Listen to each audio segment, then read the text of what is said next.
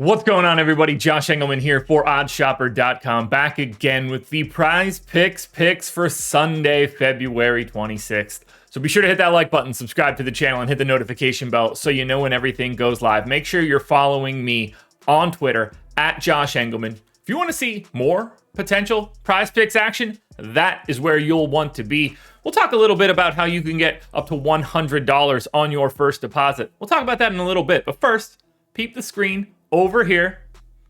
So our results from Friday. Now, we take Saturdays off around these parts. Results from Friday, we went 3-2. Again, I'll take 60% winners all day. I mean, I don't want them as 3-2 cards over and over again. That's going to be a problem. But if I'm picking 60% winners on PrizePicks, we're going to have some money. Mike Conley wasn't close. Everything else looked great. The only real problem that we had was Jabari Smith couldn't make a bucket, but that's fine. We're back for today. 5 more plays. It's going to be a good one, folks. Here we go. Starting this one off with Keegan Murray, and I'm taking points plus assists over 11.5. I got him at 14, so this is it's got a little bit of wiggle room here. Taking on Oklahoma City Thunder. No Shai Gilgeous-Alexander. I just like this spot. I think it's a little low. It's a fast-paced matchup. I think the defense probably takes at least a little bit of a hit with no Shai. The more you're bringing in lesser dudes, the worse you're just going to be as a whole. So I think that benefits Murray to a degree, but ultimately the pace of this matchup is what's really catching my eye. Murray plays about 30 minutes a game in regulation. Could I have taken the 10.5 on just points? Yeah, but I would rather just have to get one additional point or bring in assists just to bump that up to 11.5. It just feels like a safer spot to go. But ultimately, as we look at this for today, this is just an easy one. I have nothing much. I don't really have much to add here. I just simply have Keegan Murray projected a bit higher than what we're seeing. I don't have any fun, real reasons other than fast-paced matchup, and I like Keegan Murray today. Next up, we're going to Rudy Gobert. We're taking the over in rebounds. The line is set at 11.5. I got him at 14 plus. This is where we've got just a big difference for today. Now, the Warriors aren't a very good rebounding team right out of the gate. They don't get a ton of offensive rebounds. They're like middle of the pack from a defensive rebounding perspective.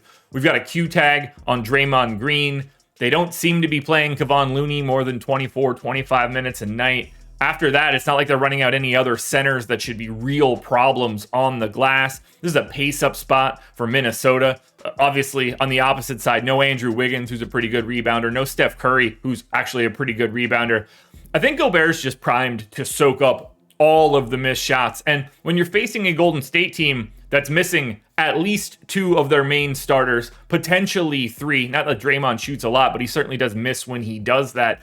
I think there's just a lot of opportunity for missed shots from Golden State. And if there are missed shots from Golden State, the one person on the floor that is primed to rebound those shots is Rudy Gobert. So over 11.5. This one feels pretty simple. Staying with the Minnesota Timberwolves, I'm going to Anthony Edwards. We're taking over 4 free throws made. So 1, there's no hook here. It's 4. That I think is very appealing. But 2, here's one thing. Golden State fouls. They're 23rd in defensive foul rate. So they have no problem putting guys on the line. And the crazier part here is that Anthony Edwards averages more made free throws than this line is. And this is the pace-up spot for Minnesota. It's just like the matchup works. Golden State fouls. Why is this line 4? If it were 4.5, I wouldn't have that much interest in it. I have him at 5 made free throws. It would be like inside the realm of, if I needed to take it, I would, but it wouldn't be that appealing. But the fact that 4 is a push and anything north just wins, this one to me is a very, very easy opportunity to just get in what I think is, I'd be shocked. Let's put it this way. I'd be shocked if he went 3 or lower, barring any foul trouble or injury or anything like that. I think he's just primed to make 4 free throws at a minimum. I'll take the push if I have to, but I think he also clears that number. Spoiler alert, just for in general, I like Anthony Edwards a lot today. In fantasy, just any other bets. If you want to take his rebound prop, I like that over. If you want to take that rebounds and assist prop, I like that over as well. There's not enough other props out there yet, but I think they'll come out.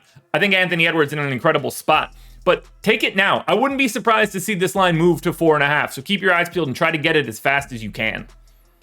For my 4th prop, we're going back to Sacramento, and we're taking Domantas Sabonis over 6.5 assists. I've got him projected for 7.5. I think that right away is easy. As I talked about in the Keegan Murray section, I love the matchup. I love the pace of this game. No SGA.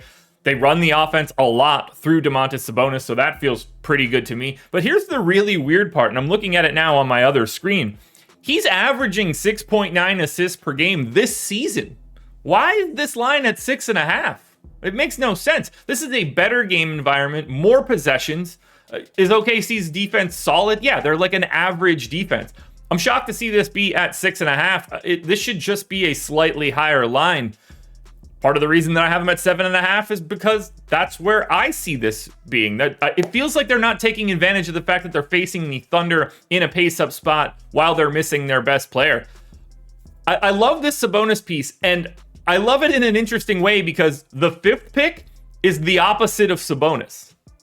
Before we move any further, we got to talk about two things. One, if you haven't signed up at PrizePicks yet, get in the description of this video, click the link, head on over, make a deposit. PrizePicks will match that deposit up to $100. So if you put in 100, they'll give you 100. If you put in 75, they're only going to give you 75.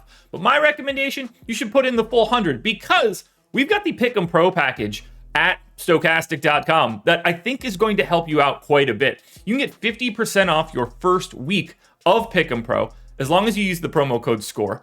Again, link in the description for this. You can get all of the props that exist at PrizePicks ranked in our model based on their win percentages. So you can do very little work. If you really don't want to dig into anything, you can just go directly to the table, sort by win percentage, grab the props that you want, and load them into PrizePicks. It'll take you a minute, 2 minutes, and 50% off of $9.95. You're paying less than $5 for the first week. Worst case scenario, you hate it more than you've hated anything in your life. You're out $5 for a week. I think you can handle that. So go check it out. Again, link in the description.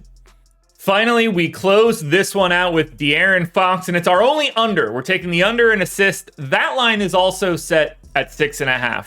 I don't know if I would have taken this if I didn't take the Sabonis line. I do have him projected less than 6.5 assists in this game. I got him at 5.8.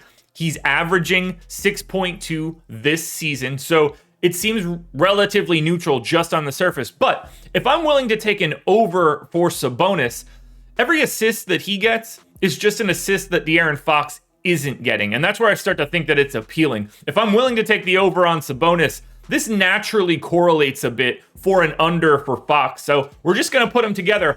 Hopefully that ends up being the spot, but it's not like the projection doesn't show it. 5.8 in my projection model compared to the 6.5 point line. Would I like to see that be a little bit lower? Yeah, but since I'm already booking Sabonis, I'm adding in the correlation. I think he comes in an assist below that mark. So the one thing we're cheering against today is De'Aaron Fox picking up any assists. Hopefully he's got a big scoring day ahead of him and he doesn't want to pass. That works for me too.